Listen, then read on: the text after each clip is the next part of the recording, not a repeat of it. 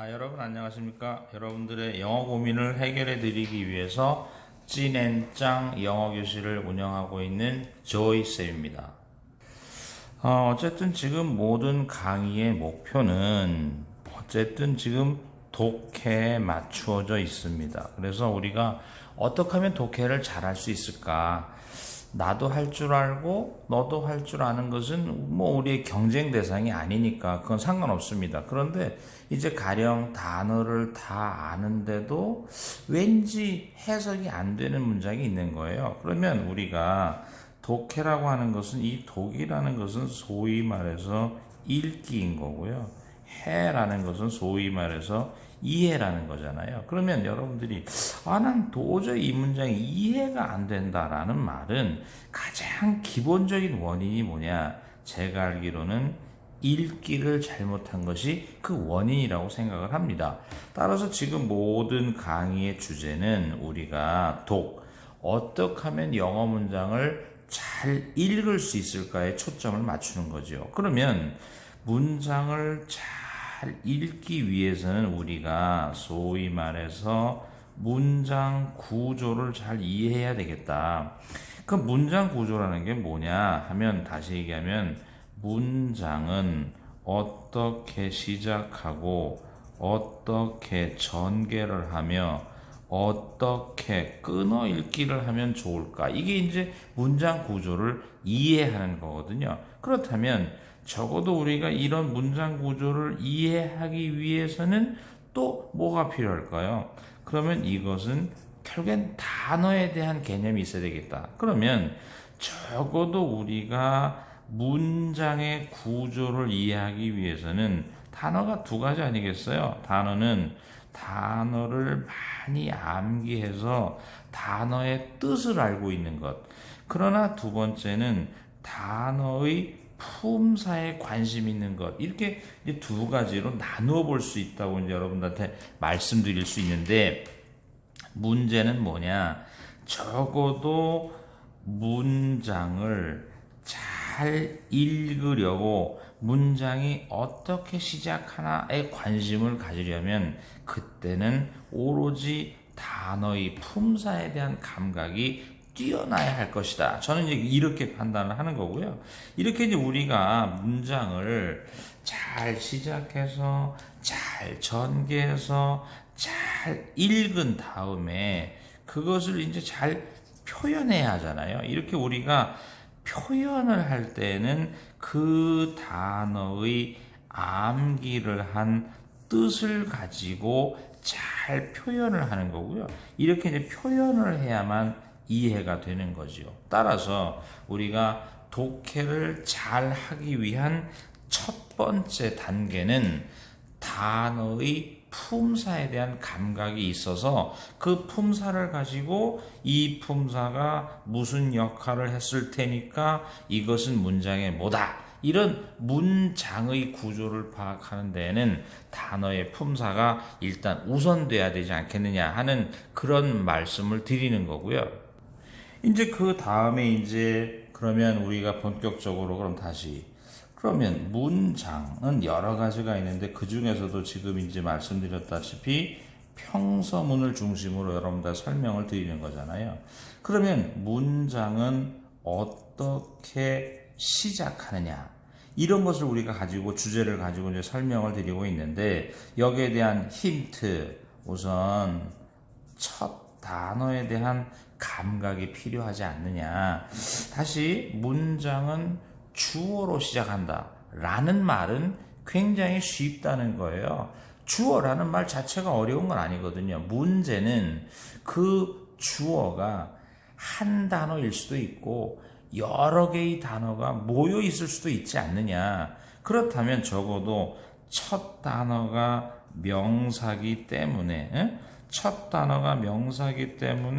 그게 주어다. 이건 누구나 할 줄 안다는 거예요. 그런데 문제는 우리가 문장 시작의 첫 단어를 보니까 여러 가지가 있을 거 아니에요. 그러면 우선 첫 단어가 명사일 수도 있고, 첫 단어가 형용사일 수도 있고, 첫 단어가 관사일 수도 있고, 첫 단어가 등등등 굉장히 많은 경우가 있는 거예요. 그래서 첫 단어가 명사라는 건 쉽지만 첫 단어가 형용사라면 이것이 명사를 수식할 거고, 첫 단어가 관사라면 관사도 어느 순간인가는 명사를 달고 다닐 것이고, 뭐 이런 등등등인데, 결국 다시 한번 문장은 대체로 주어로 시작할 텐데, 그 주어는 첫 단어를 보면서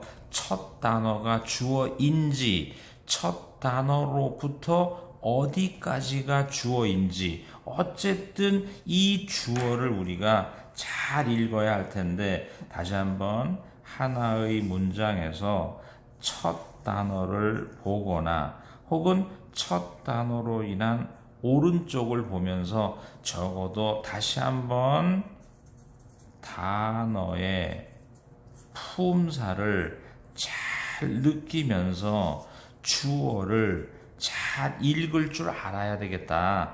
이것이 지금 현재 첫 번째 관점이거든요. 그런데 이제 대체로 영어 문장의 특성상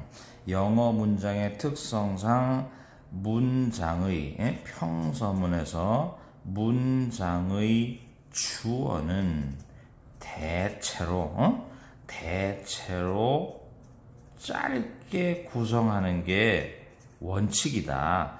그래서 그냥 대체로 문장의 주어는 뭐 명사가 조금 뒤에 나오는 한이 있더라도 그렇게 주어가 길어지거나 그렇진 않습니다. 그런데 이제 어쨌든 짧게 구성이 되지만 지금은 이런 경우도 있다는 것을 여러분들한테 설명해 드리기 위한 과정이니까 조금 특이한 경우를 한번 생각해 보겠습니다. 첫째, whether라는 문장 시작의 첫 단어가 whether라고 하자. 그럼 아까도 말씀드렸잖아요. whether라는 단어는 아까도 말씀드렸지만 단어라고 하는 게 그 단어는 품사가 있고, 그 다음에 두 번째는 그 단어에 의미가 있게 마련인데, 적어도 아까 말씀드렸듯이 이 품사를 가지고는 읽기에 관심이 있는 거니까 다시 한번 문장 시작의 첫 단어 whether를 본 거예요. 그럼 whether라는 단어의 품사가 뭐냐부터 관심을 갖는 거죠. 그러면 여태까지 whether라는 단어의 뜻은 알고 있었지만 품사에 관심이 없었다면 오늘부터라도 whether라는 단어의 품사에 관심을 가져보시라는 그런 말씀을 드리는 거예요. 그렇다면 whether는 접속사다. 그러면 접속사는 절을 이룰 텐데, 절에는 세 가지 명사절, 형용사절, 부사절이 있을 거예요. 그럼 만약에 말씀드렸지만 문장을 시작하는 절은 형용사절일 수는 없다. 왜? 형용사절은 왼쪽에 있는 명사를 수식해야 되거든요. 그렇다면 절이란 접속사는 그 뒤에 주어, 서술어 속의 동사 이런 등등등을 달고 다니면서 절을 이루게 되어 있지요. 그럼 우리가 이제 여기서 다시 한번 우리 이런 결론 한번 내려볼까요? 문장은 주어로 시작하는데 만약에 첫 단어가 접속사로서 절을 이루면 명사절을 이루어서 그 명사절이 주어가 돼야 되지 않을까? 이런 생각을 하는 거잖아요. 그러면 다시 확인해 봅시다. 접속사가 주어와 서술어를 달고 절을 이루어서 그것이 명사절이 된다면 주어를 이룰 것이고, 주어 뒤에 문장 전체의 서술어 즉 동사가 나올 거 아니냐, 이런 식이 되는 거죠. 그래서 이제 일단 whether라는 단어의 뜻이 여러분들이 알고 있듯이 뭐뭐인지 아닌지 A인지 B인지 이렇게 whether라는 단어의 뜻을 알고 있다고 하더라도 적어도 이렇게 명사절을 이루는 주어를 읽고 나서 표현을 하는 그것이 옳다는 거죠. 그런데 이제 만약에 이런 거잖아요. 만약에 근데 이런 경우도 문장의 첫 단어가 접속사로서 절을 이루는데 만약에 이것이 부사 절을 이룬다면 커마를 힌트 삼아서 우리는 문장의 주어를 발견하는 이런 시스템도 충분히 있지 않을까. 이런 판단하는 거예요. 근데 아까도 말씀드렸지만 문장의 주어는 대체로 짧게 구성이 되기 때문에 접속사가 명사 절을 이뤄서 주어가 되는 예는 그렇게 사실은 흔치 않은 예입니다. 또 하나의 예를 들어보죠. 또 하나의 예를 들어보면 문장을 시작하는 첫 단어가 what이다. 그러면 생각할 게 참 많잖아요. 그래서 미리 한번 말씀을 드리면 만약에 문장을 시작하는 첫 단어가 what이다 라고 생각이 되면 여러분들은 무슨 생각을 해야 될까요? 그러면 생각해야 될 게 첫째, 우리가 첫째, 둘째, 셋째 이렇게 돼 있지만 우리가 솔직한 얘기로 what에 대해서 첫 단어가 what일 때 제일 먼저 배웠던 것은 의문문입니다. 그런데 지금 이 문장은 의문보호가 없으니까 의문문은 아니다. 그러면서 what은 또 뭐라고 그러면 감탄문이다. 이제 감탄문이라고 하는 것은 이제 뭐 여러분들이 나중에 좀 알게 되겠지만 whether 형용사 명사 뭐 이런 식으로 시작돼야 되는데 왠지 감탄문도 아닌 것 같다 라고 말하면 우리는 가장 기술이 요구되는 게 문장 시작의 첫 단어 what은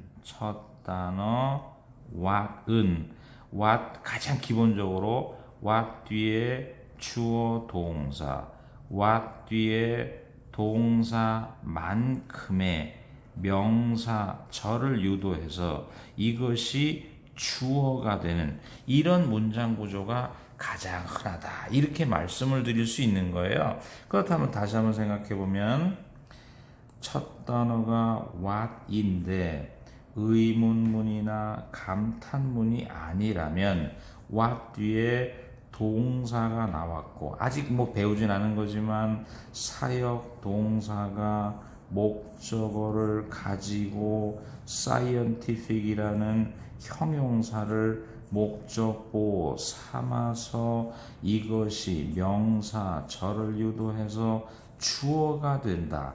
왜냐? 우리는 문장 전체의 동사가 있으니까. 뭐 이런 식으로 우리가 what이 문장의 시작의 첫 단어로 나오면 세 가지, 일단 기본적인 말씀만 드리는 거죠. 세 가지 생각 중에서 명사절이 주어구나. 근데 이런 걸 느낄 수 있다는 거예요. 그래서 이제 오늘 뭐 대체로 한 두 가지 접속사로 시작하는 두 가지, 또 지난 시간에 접속사 that으로 시작하는 극단적인 예도 한번 설명을 드려봤는데, 자, 오늘 강의 마무리를 한번 지어보면 이런 거잖아요. 만약에 문장을 시작하는 첫 단어가 접속사라면, 접속사 중에서도 예를 들어서 that이라든지 what이라든지 whether 이런 접속사가 뜨면 그 다음 생각이 뭘까요? 절. 그 다음 생각이 뭘까요? 명사절. 그 다음 생각이 뭘까요? 이게 문장 전체의 주어. 그러면 주어 다음엔 우리가 무엇이 나타날까요? 서술어. 즉 문장 전체의 뭐가 나타날까요? 동사. 이런 식인데 이 중에서도 what은 무조건 명사절. that도 10중 9.5 명사절. 그렇지만 whether는 명사절이 되는 경우도 있지만 whether는 부사절도 된다 하는 것만 주의를 하면 된다는 거예요. 다만 큰 결론 문장을 만약에 접속사로 시작해서 명사절이 된다면 그것이 그만큼의 주어일 거다. 그러나 아까도 말씀드렸지만 접속사로서 명사절을 유도해서 주어가 되는 이런 문장의 빈도는 상당히 낮다. 이제 이런 말씀을 드리는 거고요. 우리가 그러나 또 하나 주의를 해야 될 것은 문장을 시작하는 첫 단어가 접속사가 부사절을 유도할 수도 있다면 부사절을 끊어내고 커마를 들어서 문장 전체의 주어를 발견하는 이런 구조도 있지 않느냐. 따라서 오늘의 강의는 첫째, 단어는 품사다. 둘째, 문장 시작의 첫 단어의 품사가 접속사라면 그로 인한 명사절이 주어일 것인지 아니면 그만큼의 부사절을 끊어내고 주어를 발견할 것인지 이런 둘 중에 하나의 개념을 우리가 경험해야 되겠다 하는 거고요. 다시 한번 얘기하면 명사절이 주어가 되는 경우의 빈도는 상당히 낮다는 것만 알아두시면 좋겠습니다. 오늘은 여기까지 하고요. 다음 시간에는 이제 문장을 시작하는 준동사에 대한 이야기를 여러분들에게 소개해 드리고자 합니다. 수고하셨습니다.